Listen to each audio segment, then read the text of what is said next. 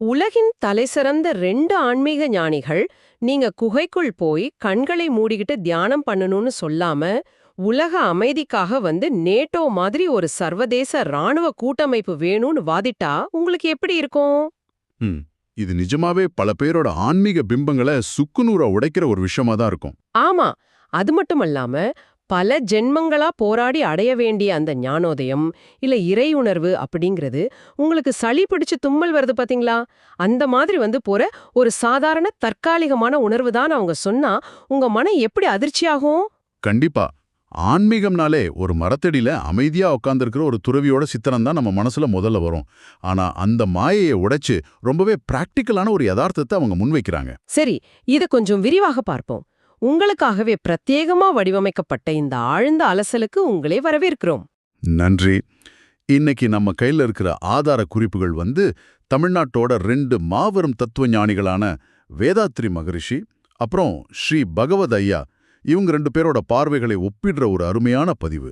தியானம் பண்ணணும், மனதை அடக்கணும்னு நீங்க எப்போதாவது நினைச்சு அதுல தோற்று போயிருக்கீங்களா?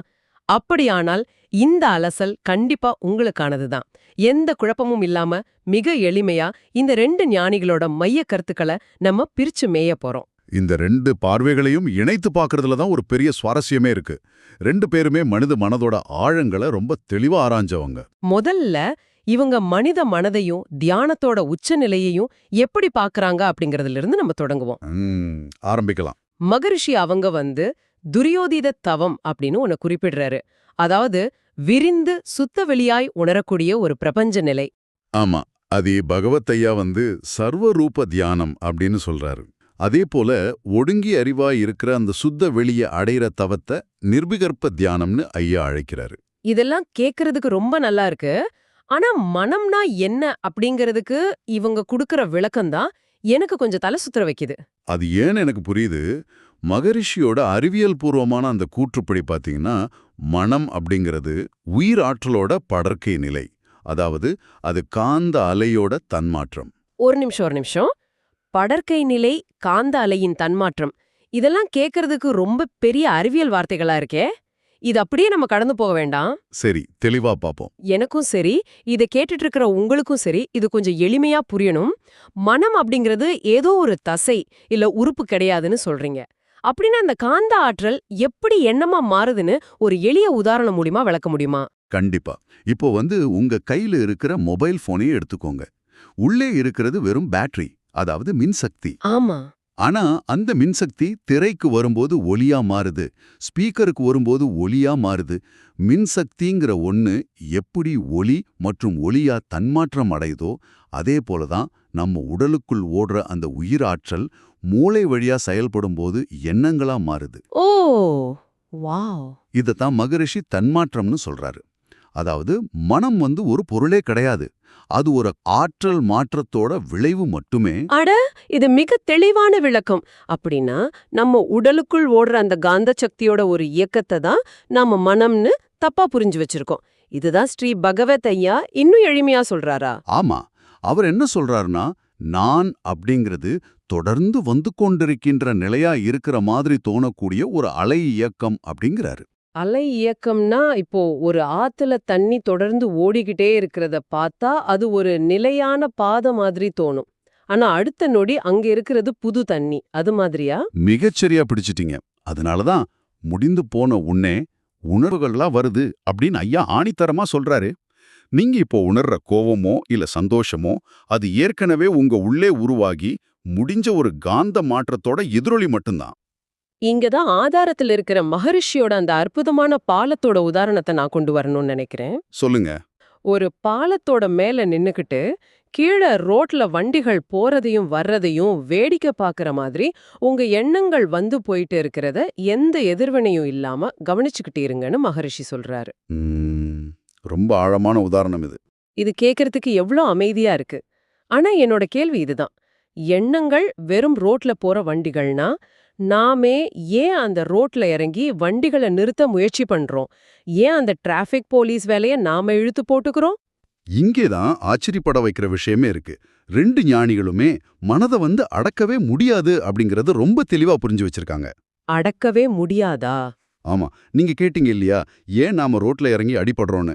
ஏன்னா அந்த சாலையில போற ஒவ்வொரு வண்டியும், அதாவது ஒவ்வொரு எண்ணமும் தன்னுடையது, தான் உருவாக்குனது, அதனால அதை தான் கட்டுப்படுத்தணும் அப்படிங்கிற ஒரு மாயையில மனிதன் இருக்கான். ஓ! அந்த வண்டிகளுக்கும் எனக்கும் சம்பந்தம் இல்லைன்னு பாலத்துல நின்னு பாதுகாப்பா பாக்குறதுக்கு பதிலா, இந்த எண்ணம் ஏன் எனக்கு வந்துச்சு? இத நான் எப்படி நிறுத்துறதுன்னு நாம போராடும்போது தான் சிக்கலே தொடங்குது. அதுதான் யதார்த்தம். மனம் கட்டுப்படுத்த வேண்டிய ஒண்ணு கிடையாது. அது ஒரு இயல்பான அலை இயக்கம்னு புரிஞ்சுக்கிட்டா, அதை அடக்கணுங்கிற அந்த போராட்டமே முடிவுக்கு வந்துடும். எண்ணங்கள அனுமதிக்கிறது தான் தியானமே தவிர, அதை அழிக்கிறது கிடையாது. எண்ணங்கள வேடிக்கை பார்க்க கத்துக்கிட்டோம், அது சரி. ஆனா, கோபம் மாதிரி ரொம்ப தீவிரமான உணர்ச்சிகளை என்ன பண்றது? அது ஒரு முக்கியமான கேள்வி. பாலம், வண்டிகள் இதெல்லாம் கண்கள மூடி அமைதியா இருக்கும்போது யோசிக்கலாம். ஆனா நிஜ வாழ்க்கையில ஆபீஸ்ல ஒரு பெரிய பிரச்சனை வருது, இல்ல வீட்ல ஒருத்தர் நம்மள தொடர்ந்து எரிச்சல் படுத்துறாருன்னு வச்சுப்போம். அப்போ போய் நான் பாலத்துல இருக்கேன்னு சொல்லிக்கிட்டு இருக்க முடியுமா? அது சாத்தியமில்லாத ஒண்ணுதான். வாழ்க்கையோட நடைமுறை சிக்கல்கள் வேற மாதிரியானவ. இங்கே தான் விஷயம் ரொம்ப சுவாரஸ்யமாகுது. நடைமுறை வாழ்க்கைக்கு மிக முக்கியமான கோபத்தை இவங்க எப்படி கையாள சொல்றாங்கன்னு பார்க்கலாம். மகரிஷி இதுக்கு ஒரு நல்ல யோசனையை முன்வைக்கிறார். தேவைப்பட்டா தேவையான இடத்துல கோபப்படுற மாதிரி நடிங்க, ஆனா அந்த கோபம் உங்கள பாதிக்காத அளவுல இருக்கணும்னு சொல்றாரு. ஆமா, அதே கருத்த ஐயா எப்படி சொல்றாருன்னா, கோபங்கிற ஆற்றல தேவைக்கு ஏற்ப வெளிய பயன்படுத்துங்க, ஆனா உள்ளே அத கண்டுகொள்ளாம விட்டுடுங்கன்னு சொல்றாரு. ம், ரெண்டுமே கிட்டத்தட்ட ஒரே விஷயத்தை தான் வலியுறுத்துது. ஆனா இங்க எனக்கு ஒரு மிகப்பெரிய சந்தேகம் இருக்கு. உண்மையாகவே உள்ளே கோபப்படாம வெளிய மட்டும் கோபப்படுற மாதிரி நடிக்க முடியுமா? நான் சத்தமா ஒருத்தர கோபத்துல திட்டும்போதே இயற்கையாகவே என் இதய துடிப்பு அதிகரிக்கும், ரத்த அழுத்தம் கூடும். அப்படி இருக்கும்போது உடல் அளவிலும் மனதளவிலும் பாதிக்கப்படாம வெறும் நடிப்பா மட்டும் கோபத்தை காட்டுறது சாத்தியமா? மனிதர்கள் ஒன்னும் ரோபோக்கள் இல்லையே. இது ரொம்ப சிறப்பான ஒரு கேள்வி. இத வெறும் நடிப்பு அப்படின்னு மேலோட்டமா பார்த்தா அது சாத்தியம் இல்லாதது போல தான் தோணும். அப்போ அதுக்கு பின்னாடி வேற ஏதாவது இருக்கா? ஆமா, இது உணர்ச்சிகளை பிரிச்சு பார்க்கிற ஒரு ஆழமான உளவியல் தந்திரம். இத ரெண்டு பேருமே ஏத்துக்கிற ஒரு பொதுவான உண்மையோட இணைச்சு பார்க்கணும். இருப்பதை ஏற்று செயல்படணும். புலம்பிக் கொண்டு நிற்பதால் எந்த பயனும் இல்லை. ஓ, இத நவீன உளவியல்ல ராடிக்கல் அக்செப்டன்ஸ், அதாவது யதார்த்தத்தை முழுமையா ஏத்துக்கிறதுன்னு சொல்லுவாங்கல்ல, அதுவா? சரியா சொன்னீங்க. ஒரு பிரச்சனை வந்துடுச்சுன்னா நம்ம மனம் ரெண்டு விதமா வேலை செய்யும். முதல் விதம் என்னன்னா, இது ஏன் எனக்கு நடந்துச்சு, இவங்க ஏன் இப்படி பண்ணாங்க, இப்படி நடந்திருக்க கூடாதேன்னு உள்ளுக்குள்ள யதார்த்தத்தோட சண்டை போடுறது. ஆமா, நிறைய பேர் பண்றது அதுதான். இது ஒரு செகண்டரி லூப் ஆஃப் ஸ்ட்ரெஸ், அதாவது மன அழுத்தத்தோட இரண்டாவது சுழலை உருவாக்குது. இந்த உள்முரண்பாடு தான் உங்க இதய துடிப்பை எகிர வச்சு அந்த ஜீவகாந்த ஆற்றலை முழுமையா உறிஞ்சி வீணாக்குது. அட, அப்படின்னா பிரச்சனை நம்ம சக்தியை உறிஞ்சுறது இல்ல, பிரச்சனை வந்துடுச்சேன்னு நாம உள்ளுக்குள்ள நடத்துற அந்த போராட்டம் தான் சக்தியை உறிஞ்சுகுதா? ஆமா, அதுதான் உண்மை. ரெண்டாவது விதம் என்னன்னா, சரி இந்த நபர் தப்பு பண்ணிட்டாரு, இது நடந்து முடிஞ்சிடுச்சு, இப்போ இத சரி செய்ய நான் கொஞ்சம் கடுமையான குரல்ல பேசி கோபத்தை ஒரு கருவியா பயன்படுத்தணும்னு முழுமையான தெளிவோட யதார்த்தத்தை ஏத்துக்கிட்டு செயல்படுறது. வாவ், இப்ப புரியுது. உள்ளல் அந்த ஏன் இப்படி நடந்துச்சுங்கிற போராட்டம் இல்லாததால காந்த ஆற்றல் வீணாகாது. இதத்தான் அவங்க உள்ள கோவப்படாம வெளிய மட்டும் கோபத்தை காட்டுங்கன்னு சொல்றாங்க. கத்திய பயன்படுத்துறோம், ஆனா கத்தியோட கைப்பிடிய நம்ம பிடிச்சுக்கிறோம், கூர்மையான பகுதியே இல்ல. எவ்ளோ அருமையான விளக்கம். உள் மனசுல யதார்த்தத்தை ஏத்துக்கிறதுங்கிற ஒரு விஷயம் எப்படி உடல் ரீதியான ஆற்றல் வீணாவதை தடுக்குதுங்கிற மெக்கானிசம் இப்போ மிக தெளிவா புரியுது. சரி, ஒரு மனிதனுக்குள்ள அமைதியை கொண்டு வர இவ்வளவு தெளிவான வழிகளை சொன்ன இந்த ஞானிகள் உலக அமைதிக்கு என்ன சொல்றாங்கன்னு பார்த்தா எனக்கு நிஜமாவே ஒரு பெரிய ஆச்சரியம் காத்துட்டு இருந்துச்சு. எனக்கும் அந்த ஆச்சரியம் இருந்துச்சு. தியானம், அக அமைதின்னு பேசின இவங்க அடுத்ததா சர்வதேச அரசியலை பத்தி பேசுறாங்க. ஆமா, எல்லா நாடுகளையும் நேட்டோ மாதிரி உலக பாதுகாப்பு படைகள் பாதுகாக்கணும் அப்படிங்கிறது இருவரோட ஒருமித்த கருத்துன்னு நம்ம ஆதார குறிப்பு சொல்லுது. அதோட மட்டுமில்லாம வேதாத்ரி மகரிஷி இத சாதாரணமா எங்கேயோ தான் ஆசிரமத்துல சொல்லல, ஐநா சபையிலே நேரடியா பேசியிருக்காரு. அது மட்டும் இல்ல, ஸ்ரீ பகவத் ஐயாவோ தான் ஒரு வழக்கறிஞரா இருந்த அனுபவத்தை வச்சு இந்திய நாடு சார்பா இத ஒரு வழக்காகவே தாக்கல் செய்ய முயற்சி பண்றாரு.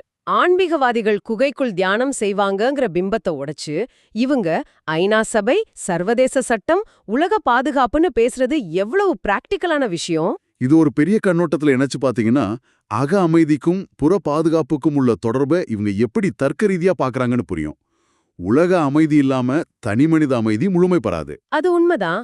ஒரு தனி மனிதன் அமைதியா தியானம் பண்ணணும்னா நாளைக்கு நம்ம வீடு குண்டு வீசி தகர்க்கப்படுமோன்ற பயம் அவனுக்கு இருக்கக்கூடாது. முற்றிலும் உண்மை. உயிருக்கு பயந்து ஓடிக்கொண்டிருக்கும்போது எப்படி ஒருத்தனா மனதை அமைதிப்படுத்தி தியானம் பண்ண முடியும்? பாதுகாப்புங்கிறது அக அமைதிக்கான அடிப்படை தேவை. அதனால தான் ராணுவ செலவுகளுக்காக உலக நாடுகள் வீணாக்குற வளங்களை ஆக்கப்பூர்வமான வழிகள்ல பயன்படுத்தணும்னா உலகளாவிய ஒரு பொது பாதுகாப்பு படை தேவை அப்படிங்கிறத மகரிஷி உணர்ந்தாரு. பகவத் ஐயாவோட சட்ட அறிவும் இதே தீர்வை நோக்கி அவரை நகர்த்துது. ஆன்மீகத்தை வானத்திலேருந்து பூமிக்கு கொண்டு வந்து மனிதனோட அன்றாட அரசியலோடும் சட்டத்தோடும் இணைச்சது அவங்களோட அபாரமான சிந்தனை திறனை காட்டுது. இதத்தான் உண்மையான ஸ்பிரிச்சுவல் பிராக்மாட்டிசம்னு சொல்ல தோணுது. ஆமா, ரொம்ப சரியா சொன்னீங்க.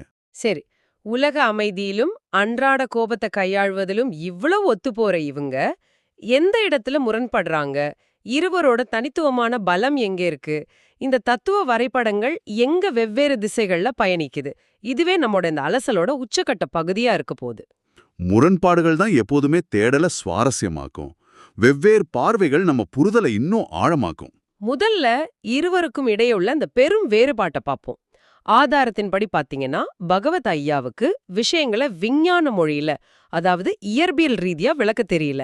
ஆமா, பிரபஞ்ச உயிரின பரிணாமம் பற்றிய ஆழ்ந்த காந்த தத்துவ ஞானம், அப்புறம் ஆற்றலை பற்றிய முழுமையான புரிதல் ஐயாவிடம் இல்லைன்னு சொல்லலாம். ஆனா இது மகரிஷி கிட்ட மிக சிறப்பா இருக்கு. இது மகரிஷியோட மாபெரும் பலம். கண்டிப்பா. மகரிஷியோட அணுகுமுறை ஒரு இயற்பியல் விஞ்ஞானியோட அணுகுமுறை மாதிரி இருக்கும். பிரபஞ்சம் எப்படி தோன்றுச்சு, சுத்த வெளி எப்படி அணுவா மாறுச்சு, அந்த ஆற்றல் எப்படி பரிணாமம் அடைஞ்சதுன்னு அவர் மிக துல்லியமா அறிவியல் மொழியில வரைபடமாக்குறாரு. ஆமா, அவர் பிரபஞ்சத்தோட அறிவியலை நமக்கு தர்றாரு. ஆனா அடுத்ததா ஐயாவோட தனித்துவமான பலம் எங்க இருக்குன்னு பார்த்தா இங்கேயும் ஒரு மிகப்பெரிய முரண்பாடு இருக்கு. என்ன முரண்பாடு? தியானத்தின் மூலமா இறையுணர்வு பெற்றால்தான் நிறைவா வாழலாம் அப்படிங்கிறது மகரிஷியோட கோட்பாடு. ஆனா இத ஐயா முற்றிலுமா மறுக்கிறாரு. ஓ, அப்படியா? ஆமா, இறையுணர்வை அடையணும்னு முயற்சி பண்ணும்போது எதிர்காலத்தை நோக்கியே மனம் பயணிக்குது. இதனால நிகழ்காலத்தை இழக்க நேரிடும்னு ஐயா சொல்றாரு. அது மட்டும் இல்லாம அப்படியே எதிர்பாராத விதமா இறையுணர்வை அடைஞ்சாலும் அடைவதுன்னு ஒன்னு இருந்தா அது இழப்பதுன்னு ஒன்னு நடக்கும். அது நீடிச்சு நிலைக்காதுன்னு சொல்றாரு. வாவ்! இது ஆன்மீக உலகத்துல பல நூற்றாண்டுகளா இருந்து வர்ற ஒரு பெரிய மாயையை உடைக்கிற கருத்தா இருக்கே. எனக்கு இத படிச்சதும் பெரும் ஆச்சரியமா இருந்துச்சு. ஒரு நிமிஷம், அப்படின்னா இறையுணர்வு இல்ல ஞானோதயம் அப்படிங்கிறது ஒரு சாதாரண சளி தும்மல் மாதிரி வந்து போற ஒரு உணர்வு தானா? நிரந்தரமான ஞானோதயம்னு எதுவுமே இல்லையா? அப்படிதான் ஐயா சொல்றாரு. இத கேக்கும்போது எப்படியாவது ஞானோதயம் அடைஞ்சிரணும்னு பல வருடங்களா போராடிட்டு இருக்கிற ஒருத்தருக்கு எவ்வளோ பெரிய நிம்மதி கிடைக்கும்? தேடிட்டே இருக்க வேண்டிய அடைய முடியலையேங்கிற அந்த பயங்கரமான அழுத்தத்துல இருந்து ஒரு பெரிய விடுதலை இது. இது ஒரு முக்கியமான கேள்வி எழுப்புது. ஆன்மீகத்தை ஐயா எப்படி டீமிஸ்டிஃபை பண்றாரு, அதாவது அதில் இருக்கிற அந்த மர்மத்திரையை எப்படி விளக்குறாருன்னு நம்ம கவனிக்கணும். ஆமா, இறையுணர்வுங்கிறது ஏதோ ஒரு சிகரத்தோட உச்சி, அங்கே போயிட்டா அப்புறம் கீழே வரமாட்டோம், நாம ஒரு தெய்வ பிறவியா மாறிடுவோங்கிற அந்த பிரம்மாண்ட பிம்பத்தை ஐயா சுக்குநூறா உடைக்கிறாரு.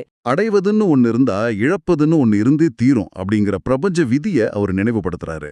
அப்படின்னா பயம், கோபம், சந்தோஷம் இதெல்லாம் ஒரு அலை இயக்கமும், அதே போலத்தான் இந்த இறை உணர்வும் ஒரு அலை இயக்கம்னு அவர் சொல்றாரா? மிகச்சரியா புரிஞ்சுக்கிட்டீங்க. நீடிச்சு நிலைக்காத ஒன்ன நோக்கி ஒரு நிரந்தரமான கற்பனை நிலையை தேடி ஏன் நீங்க உங்க நிஜமான நிகழ்காலத்தை இழக்கிறீங்க அப்படிங்கிற ஐயாவோட கேள்வி ரொம்ப ஆழமானது. மகரிஷி பிரபஞ்சத்தோட அத்தனை ரகசியங்களையும் விளக்குற அறிவியலை தர்றாருன்னா, ஐயா அந்த பிரபஞ்சத்துக்குள்ள வாழ்ற மனிதன் தேடலோட அழுத்தங்கள் இல்லாம ஒவ்வொரு நொடியும் தன் மனதை எப்படி கையாளுவதுங்கிற அன்றாட வாழ்வின் உளவியலை நமக்கு தர்றாரு. ஆக ஒரு பிரபஞ்சத்தை மேலிருந்து கீழா பாக்குறாரு, ஒரு மனிதனோட அன்றாட யதார்த்தத்திலிருந்து மேலா பாக்குறாரு. ரெண்டுமே வாழ்க்கைக்கு மிக அவசியமானவ. கண்டிப்பா. மூலக்கட்டுரையின் ஆசிரியர் சொல்ற மாதிரி இந்த ரெண்டு ஞானிகளுமே அவரை மேல உயர்த்தியிருக்காங்கங்கிறதுல எந்த சந்தேகமும் இல்ல. அதோட ஹீலர் பாஸ்கரோட உடலியல் அறிவு, தற்போதைய விஞ்ஞான அறிவு, அப்புறம் ஆசிரியரோட சொந்த அனுபவ அறிவு ஆகியவை சேர்ந்து ஒருவருடைய வாழ்க்கைய முழுமையா நிறைவு செய்திருக்குங்கிற குறிப்போடு இந்த ஆதாரம் முடியுது. கடவுளை நம்பி கடமையை செய்து கொண்டிருக்கிறேன், வாழ்க வளமுடன் அப்படிங்கிற அந்த நிறைவான பார்வை உண்மையிலே அருமை. ஆமா, பல்வேறு ஞானிகளோட அறிவு வெவ்வேறு தத்துவங்களை தனதாக்கிக்கிட்டு தனக்கு தேவையானதை மட்டும் எடுத்துக்கிட்டு வாழ்க்கையை ஒரு சமநிலையோட எதிர்கொள்றது தான் உண்மையான ஞானம். யாரையும் கண்மூடித்தனமா பின்பற்றுவதை விட விமர்சன ரீதியா சிந்திச்சு நம்ம வாழ்க்கைக்கு தேவையானதை எடுத்துக்கிறது மிக முக்கியம். நிச்சயமா நாம இன்னைக்கு என்னவெல்லாம் ஆழமா பேசியிருக்கோம்னு பாத்தீங்கன்னா, மனித உடல்ல இருக்கிற காந்த ஆற்றல் எப்படி எண்ணங்களா மாறுதுங்கிற அறிவியல்ல தொடங்கி எண்ணங்களோட டிராஃபிக்க பாலத்திலிருந்து வேடிக்கை பார்க்கறத பத்தி விவாதிச்சோம். அதுக்கப்புறம் ரேடிக்கல் அக்செப்டன்ஸ் மூலமா கோபத்தை எப்படி நம்ம சக்தி வீணாகாம ஒரு கருவியா மட்டும் பயன்படுத்துறதுன்னு பார்த்தோம். அதன்பின் உலக பாதுகாப்பு இல்லாம அக அமைதி இல்லைங்கிற அந்த நடைமுறை அரசியல் பார்வையை வியந்து பேசணும். இறுதியா இறையுணர்வு அப்படிங்கிறது கூட நிரந்தரம் இல்லாத வெறும் சளித்தும்மல் போல வந்து போற ஒரு உணர்வுதான்னு அந்த மிகப்பெரிய திறப்பா ஆழமா அலசியிருக்கோம். ஒரு முழுமையான நிறைவான பயணம் இது. இந்த வெவ்வேறு கோணங்கள், இந்த முரண்பாடுகள் நிச்சயம் உங்களோட சிந்தனைய பல மடங்கு விரிவடைய செய்திருக்கும்னு நம்புறேன். எனக்கும் அதே நம்பிக்கை இருக்கு. கண்டிப்பா செஞ்சிருக்கும். இன்றைய அலசலோட அடிப்படையில ஒரு நிமிஷம் சிந்திச்சு பாருங்க. நீங்க அந்த பாலத்தின் மேல நின்னுக்கிட்டு இருக்கீங்க. கீழே ஓடுற எண்ணங்கள்ங்கிறது வெறும் டிராஃபிக் வண்டிகள் போல வந்து போகுது. கோபம் ஒரு வண்டி, பயம் ஒரு வண்டி. ம்ஹும். ஏன் பலரும் வாழ்நாளெல்லாம் தேடுற அந்த இறையுணர்வு அப்படிங்கிறது கூட ஒரு விலையுயர்ந்த சொகுசு கார் போல அந்த சாலையில வந்து பின்பு கடந்து போற ஒரு வண்டிதான்னா, இவை அனைத்தையும் எந்தவித சலனமும் இல்லாம அந்த பாலத்துல நின்னு அமைதியா கவனிச்சுக்கிட்டு இருக்கிற அந்த நீங்கள் யார்? அடுத்த முறை உங்களுக்கு கோபம் வரும்போதோ இல்ல தியானத்துல மனம் அலைபாயும் போதோ இத பத்தி ஆழமா சிந்திச்சு பாருங்க. மீண்டும் சந்திப்போம்.